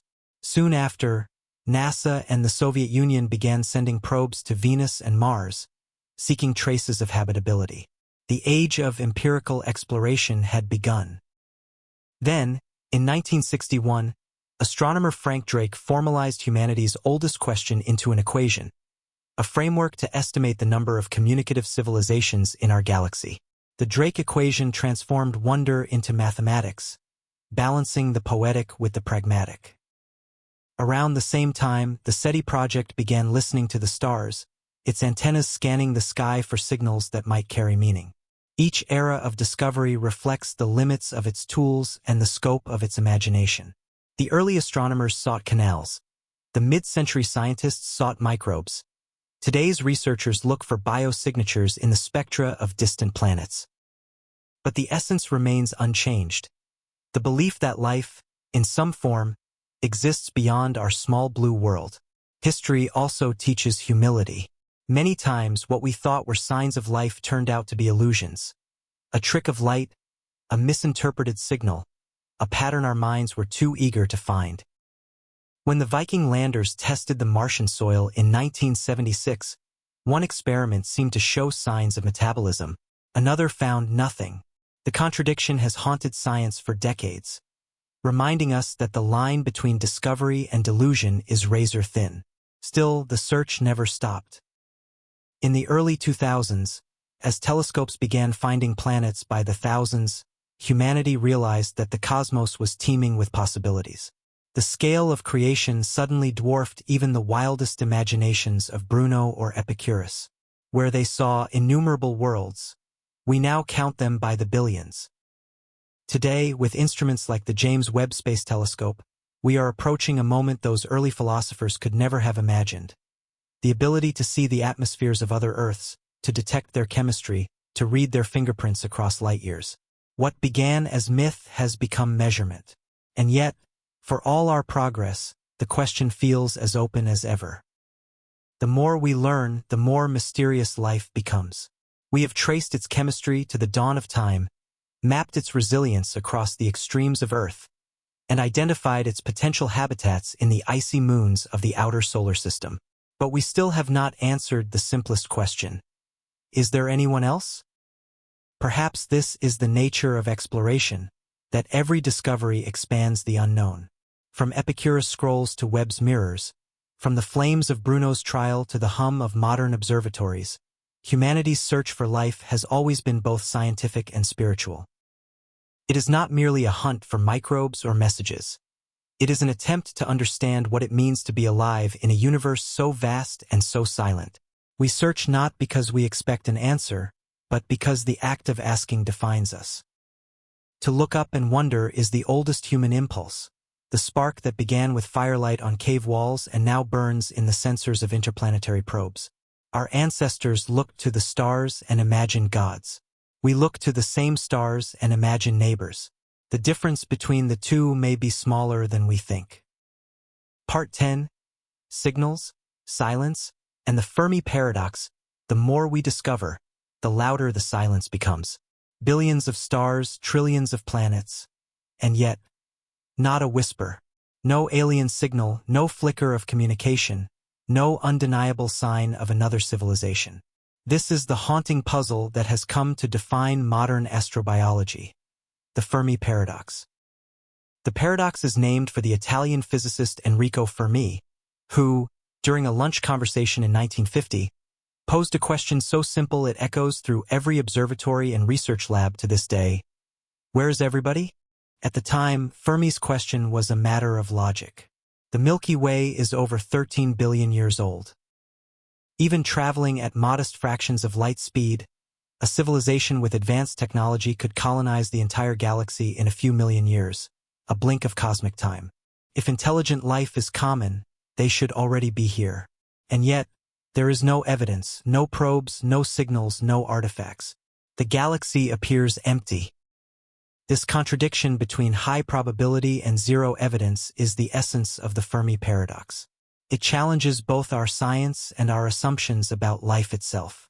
The great filter: one possible explanation is that life is common, but intelligence is rare. Evolution may favor survival, not curiosity. Simple organisms thrive for billions of years, but complex, technological species might be fleeting, sparks that burn bright and vanish. This idea leads to the unsettling concept of the great filter, a stage in the development of life that is extremely difficult to pass. Somewhere between the formation of habitable planets and the rise of spacefaring civilizations, something almost always goes wrong. Perhaps life rarely evolves at all. Or perhaps life evolves easily, but intelligence is the bottleneck. Or worse, perhaps civilizations like ours routinely destroy themselves before reaching interstellar maturity. Nuclear war, environmental collapse, artificial intelligence, these are the modern faces of that filter. If true, then our silence is not evidence of loneliness but a warning from the cosmos. Most civilizations don't last. But there's another, more optimistic possibility, that the filter lies behind us, not ahead. Perhaps the emergence of life itself, or the jump from single-celled to multicellular organisms, is the hardest step of all. If that's the case, then Earth is a cosmic lottery winner, and our survival has already beaten the odds. The zoo hypothesis, another explanation, reimagines the silence as intentional. Maybe we're not alone. Maybe we're being ignored. According to the zoo hypothesis, advanced civilizations might be aware of us but choose not to interfere, allowing humanity to develop naturally, much as we observe animals in the wild. In this view, the cosmos is not empty but carefully curated. Perhaps extraterrestrial watchers wait for a sign that we've matured beyond tribalism and warfare, that we're ready to join a greater conversation.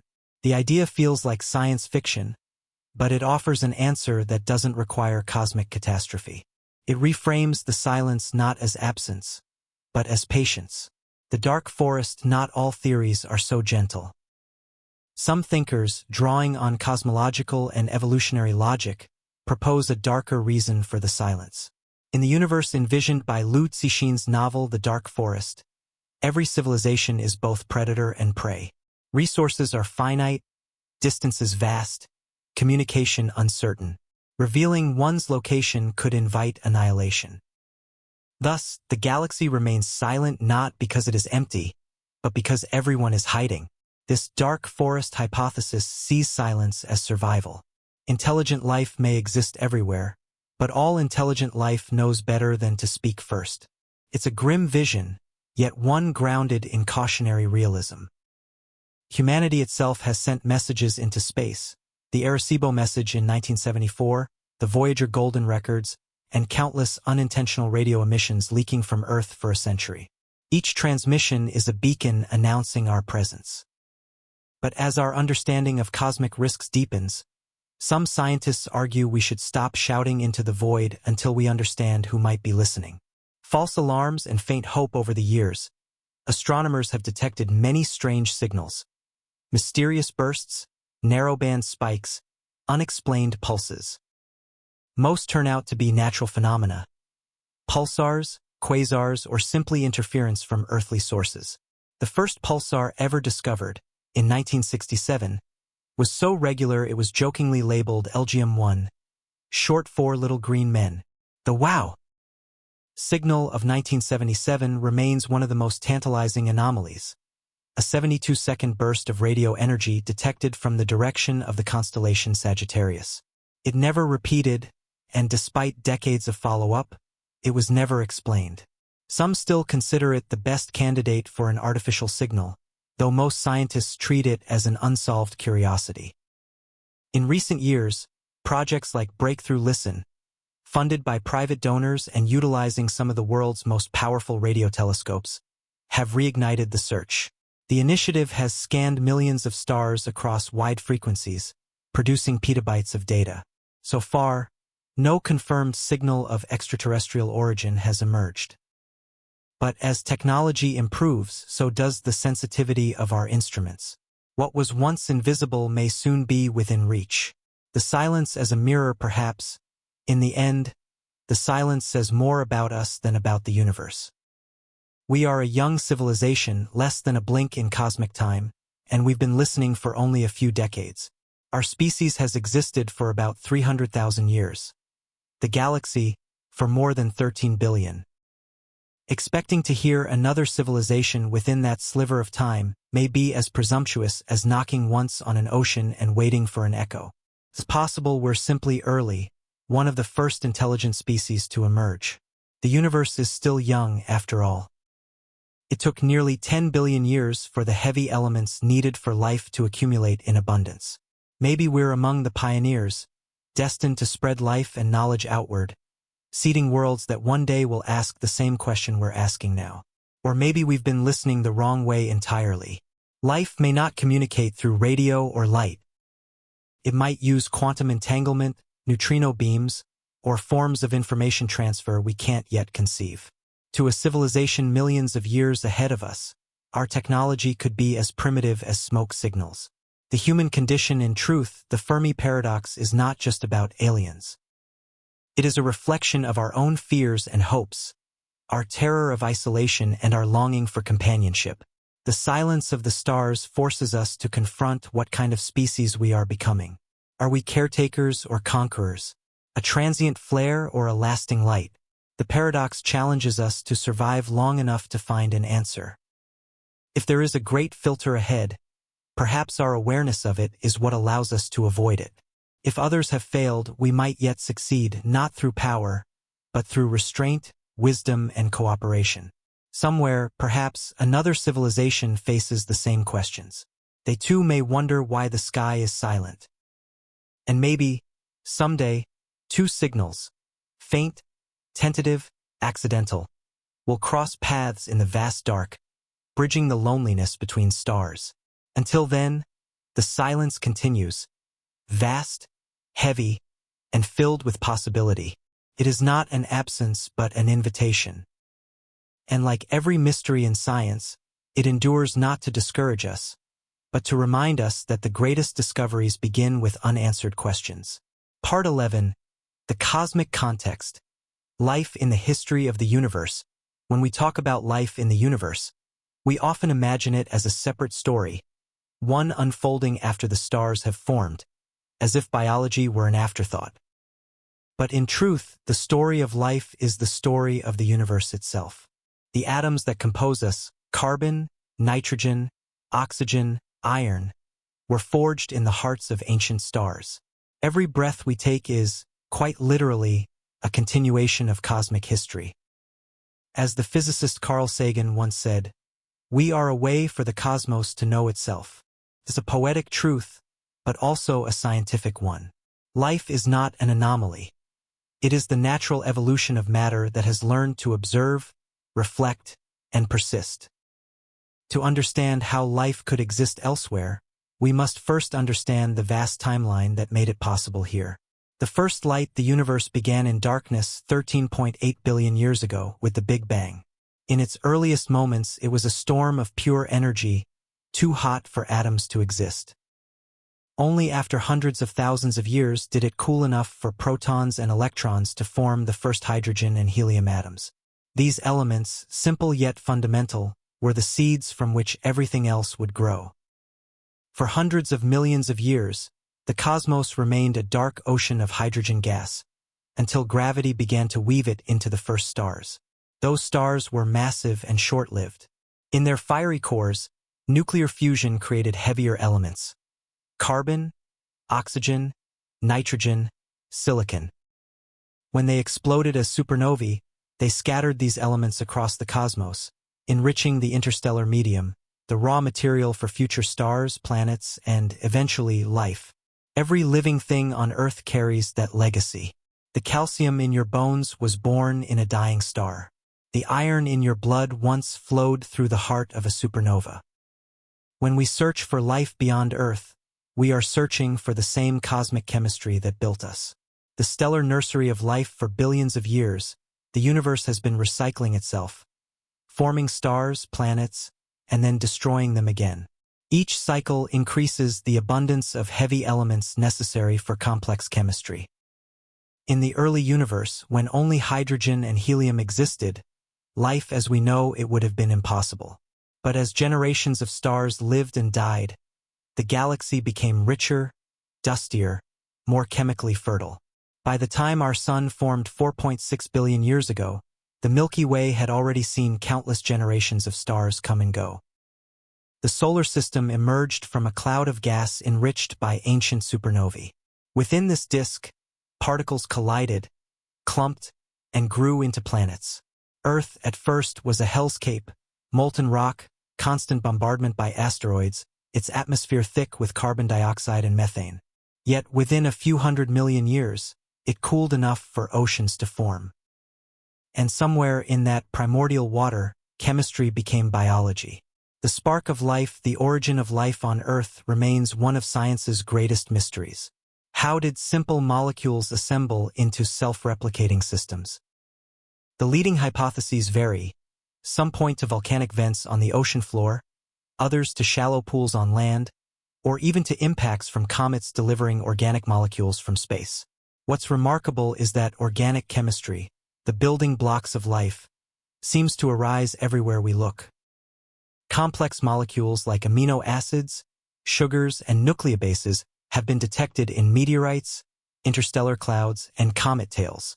The universe, it seems, is chemically predisposed toward life. This suggests that biology is not a local fluke but a natural continuation of cosmic evolution.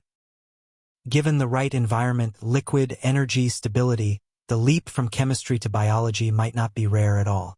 The long silence: if the universe was already forming stars and planets billions of years before Earth existed, why do we see no evidence of ancient civilizations? The answer may lie in timing. For most of cosmic history, conditions were hostile. Early stars were volatile, bombarding their planets with radiation. Galaxies were turbulent, full of collisions and cosmic rays. Only in the last few billion years has the universe become calm and metal-rich enough for stable planetary systems to thrive. Earth may not be late to the party. It may be among the first guests to arrive.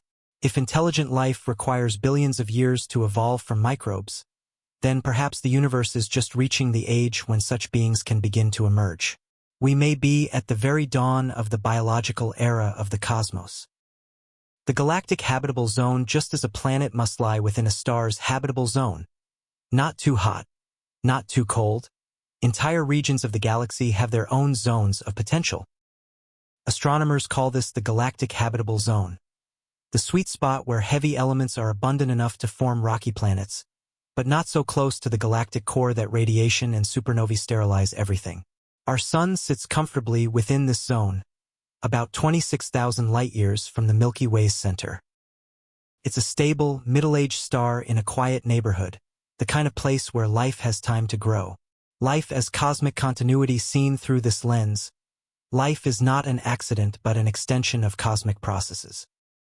Stars create elements. Planets assemble from those elements. Chemistry organizes into biology.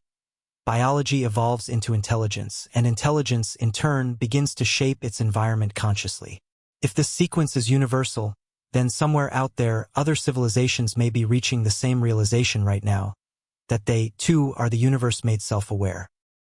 Perhaps this is the true pattern of cosmic history, not a lonely planet asking if it's alone, but countless worlds awakening, one by one, across time.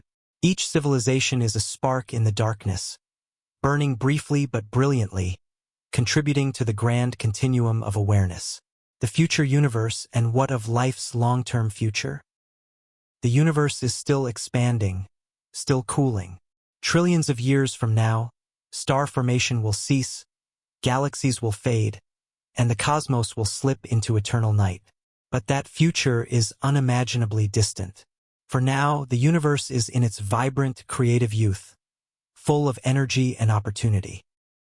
If intelligent life survives, if it learns to adapt, migrate, and perhaps even manipulate cosmic forces, then the story of life may outlast the stars themselves. Some physicists speculate that advanced civilizations could harness dark energy, or find ways to thrive in the cold intergalactic future. Such speculation may sound like science fiction, but it is rooted in the same curiosity that drove the first astronomers to look up and wonder. The cosmos, vast as it is, might yet be a living system, not of organisms, but of awareness, emerging slowly from stardust. When we gaze at the night sky, we are not looking out into emptiness. We are looking backward in time, into the earliest moments of creation, and seeing the same materials that make us. The universe does not simply contain life. It creates it, recycles it, and perhaps even depends on it. We are not separate from the cosmos. We are its most intricate expression, temporary, fragile, and yet eternal in the atoms that will outlast us. The story of life is not written in isolation. It is carved into the stars, sung in the light of galaxies, whispered in the dust that drifts between them. And somewhere, beyond the edge of sight, that story continues, waiting for us to turn the page. Part 12, the leak, the signal, and the turning point discovery often begins not with a grand announcement, but with a whisper, a data point that doesn't fit, a number that refuses to stay quiet. That was how it began in late 2028, inside a modest control room at the Deep Space Listening Array in Western Australia. The team wasn't searching for aliens. They were calibrating a new instrument designed to monitor fast radio bursts, those mysterious millisecond flashes of cosmic energy that erupt from distant galaxies.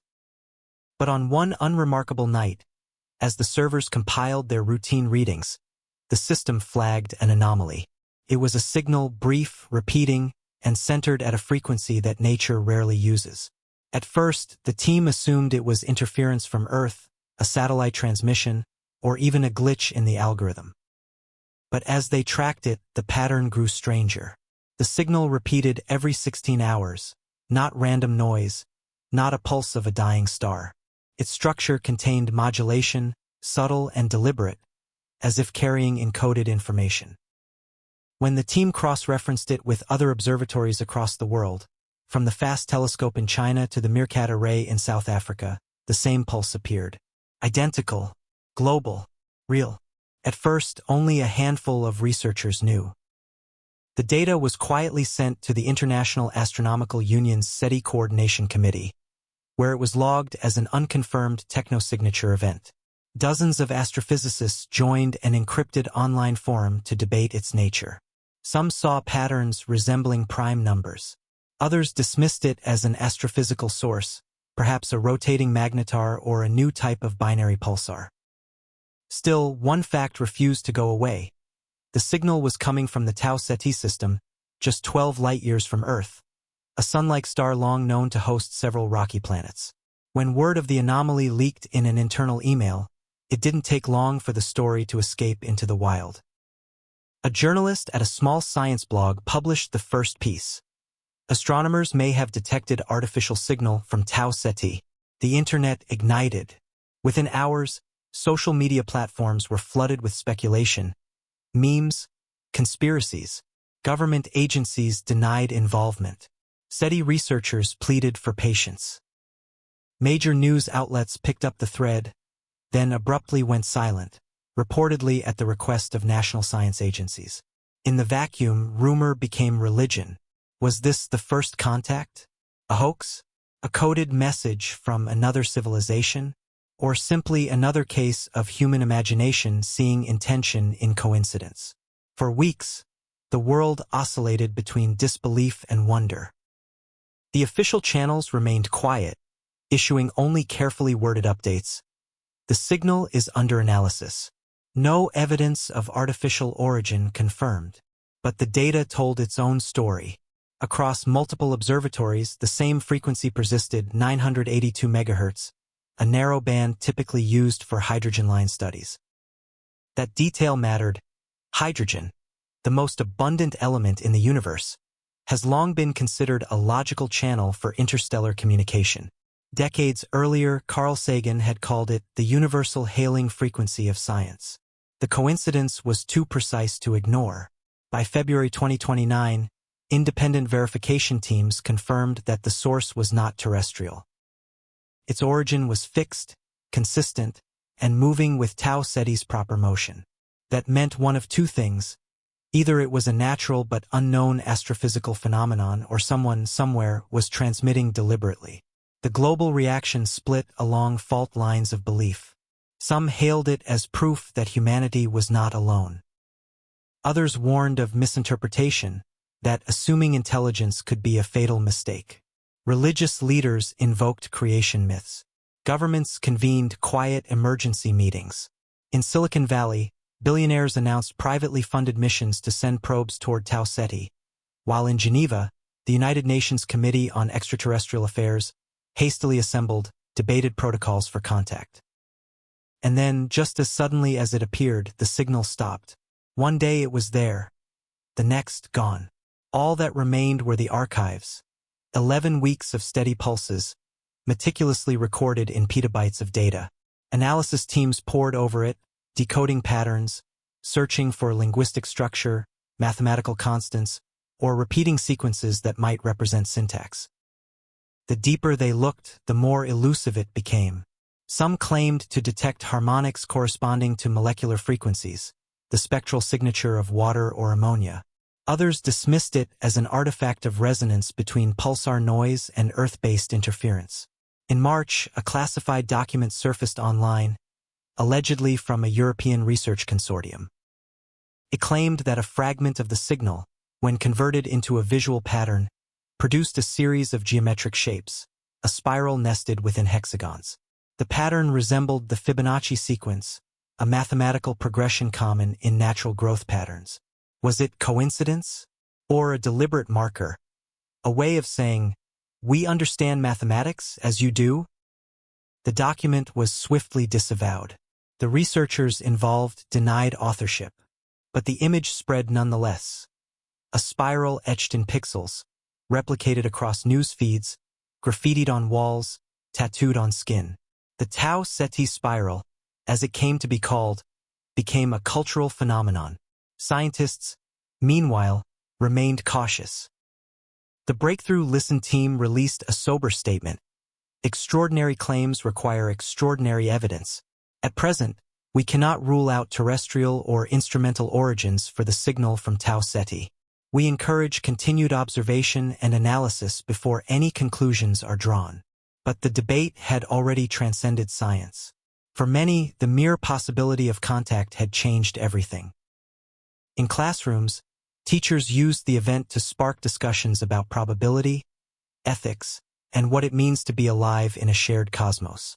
Philosophers revisited the Copernican principle, the idea that Earth is not unique, and found it more relevant than ever. Religions, too, adapted. Some saw the event as confirmation of divine creation's vastness, others as a test of faith. For the scientific community, however, the event was a pivot point, a humbling reminder of how thin the boundary is between the known and the unknown. The Tau Ceti signal, whether artificial or natural, forced humanity to confront its cosmic adolescence. It also reshaped priorities. Within a year, funding surged for next-generation radio observatories and deep space probes. The square-kilometer array, still under construction, was fast-tracked. Plans emerged for an interstellar precursor mission, using solar sails to send instruments beyond the heliosphere, a first step toward direct exploration. In the end, no one could say with certainty what the signal was, but it left behind something far more enduring than proof: perspective. For a few brief months, the world had looked outward together, not as nations, not as rivals, but as a single species listening for its reflection in the stars. And perhaps, in that unity, the true message was already received. Because whether the signal came from Tau Ceti, a cosmic anomaly, or our own collective yearning, it achieved something profound. It reminded us that we are participants in a story much larger than ourselves. The universe had spoken, perhaps in mathematics, perhaps in mystery, and for the first time humanity truly listened. Part 13. The Aftermath. Humanity redefined. For months after the Tau Ceti event, the world hovered between disbelief and awakening. The signal had stopped, but its echo lingered, in laboratories, in universities, in late-night conversations, in the quiet corners of people's minds. Whether it was artificial or natural no longer seemed to matter. The moment humanity had looked up together and felt for the first time that someone might be looking back had already changed us. First, there was confusion. News outlets filled the silence with speculation. Politicians demanded explanations. Religious leaders called for reflection. In many ways, the world split into two camps: those who saw the event as a revelation, and those who saw it as a reminder of our vulnerability. But slowly, something deeper began to happen. The question, "Are we alone?" stopped being a philosophical abstraction and became a practical, almost personal inquiry. People began to act differently.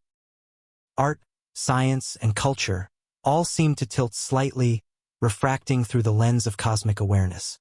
A shift in perspective. In the year following the signal, applications to astronomy and physics programs doubled worldwide. Telescope networks received unprecedented funding.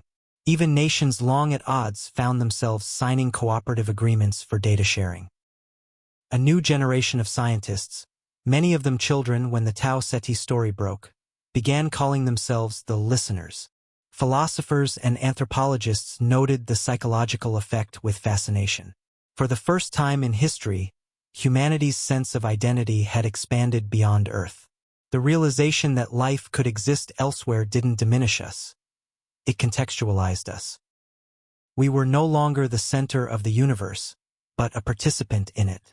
This shift echoed the Copernican and Darwinian revolutions, moments when humanity was forced to redraw its self-portrait. When Copernicus moved Earth from the center of the cosmos, and when Darwin linked us to all other living things, we resisted at first. But ultimately, those shifts deepened our understanding of belonging. The Tau Ceti event became the next step in that lineage, a cosmic awakening. Even if the signal proved natural, the implications were profound. It demonstrated that we were now capable of detecting phenomena subtle enough to make us question the boundaries between physics and biology. The line between the living and the non-living, the organic and the mechanical, had blurred. We had reached the threshold where the universe itself began to look sentient. The age of collaboration. In the wake of the event, scientific competition began to give way to cooperation. The United Nations established the International Exobiology Initiative, IEI, an organization tasked with coordinating global research into potential biosignatures and technosignatures. Its motto, adopted from a line in Sagan's Pale Blue, was simple: "We are one species." Under the IEI, data from radio telescopes, space probes, and orbital observatories were shared openly through a unified platform called the Celestial Commons. It became the largest cooperative scientific archive in human history, a collective brain for planetary intelligence. Simultaneously, new technologies began to flourish.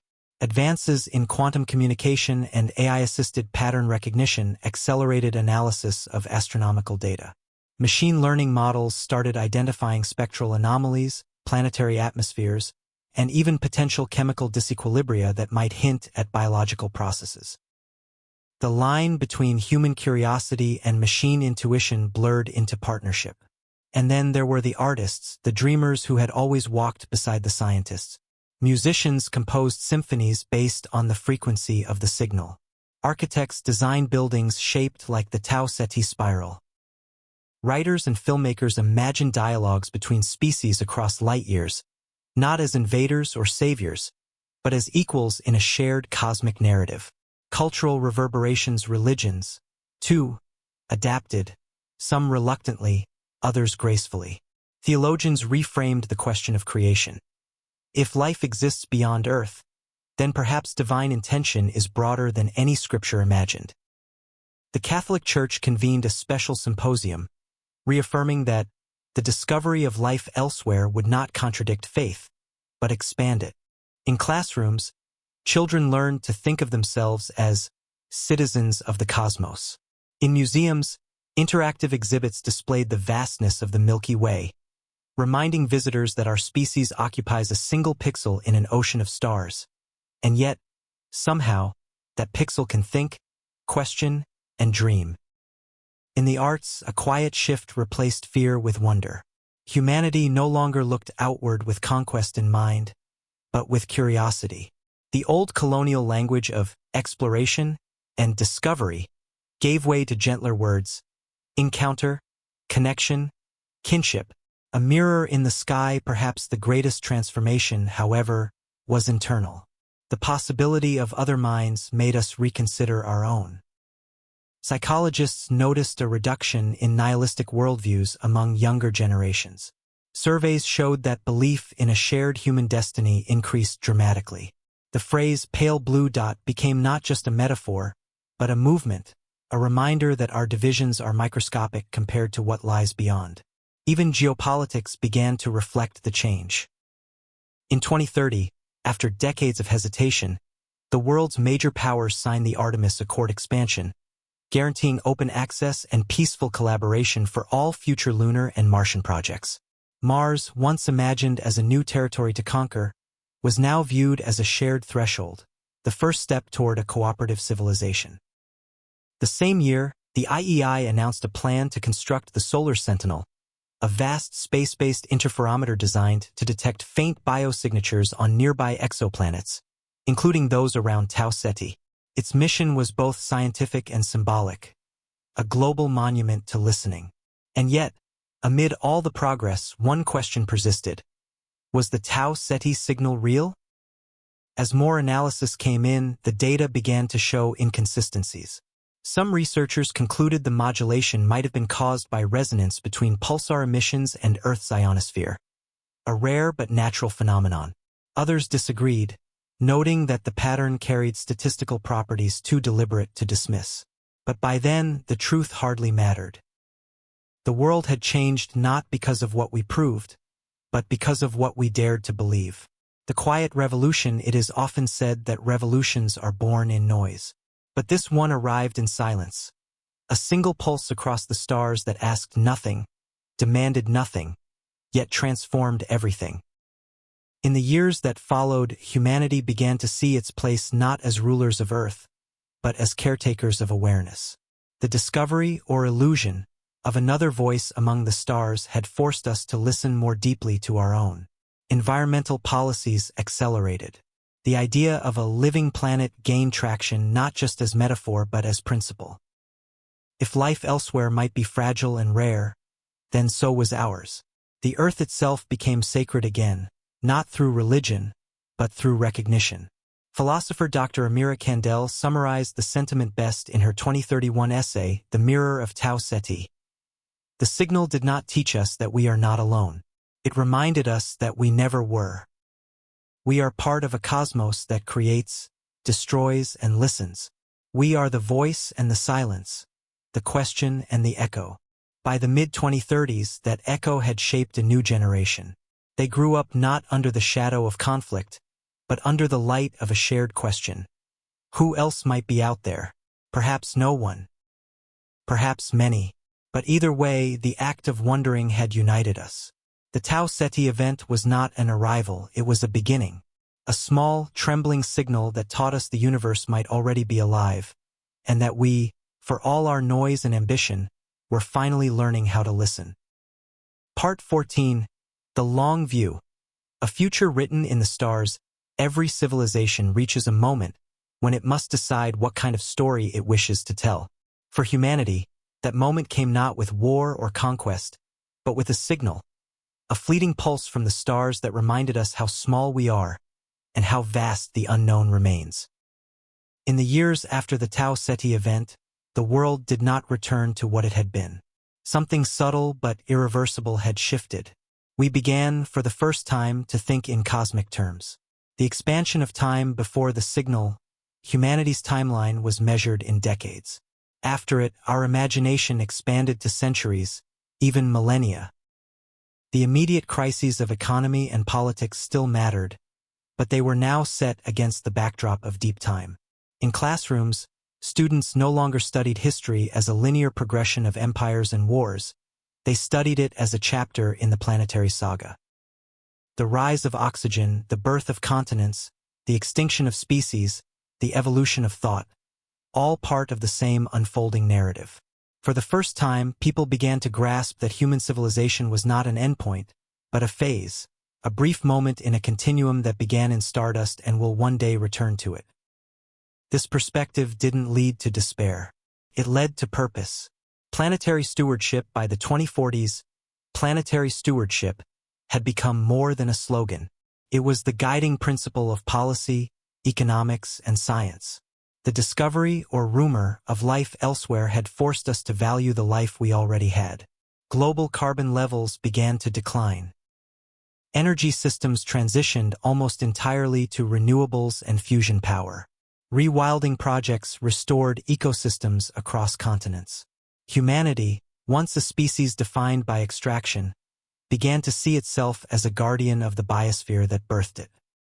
The Council for Interplanetary Ethics, a branch of the International Exobiology Initiative, drafted the principle of non-disruption, a universal code forbidding interference with any potential alien ecosystem, microbial or otherwise. It was a moral stance born from humility, a recognition that discovery is not ownership. The reach beyond. Meanwhile, the frontier of exploration stretched outward. Mars, now a hub of scientific research and robotic industry, became humanity's second home. Terraforming was no longer the dream. Preservation was. The thin Martian atmosphere was used not as a canvas for reshaping, but as a study in adaptation, what life could become when transplanted carefully, thoughtfully, without domination. The Solar Sentinel Array, the massive space-based interferometer launched in 2036, sent back data that changed astronomy forever. From its vantage beyond the orbit of Jupiter, it detected faint, recurring oxygen signatures from an exoplanet orbiting Tau Ceti.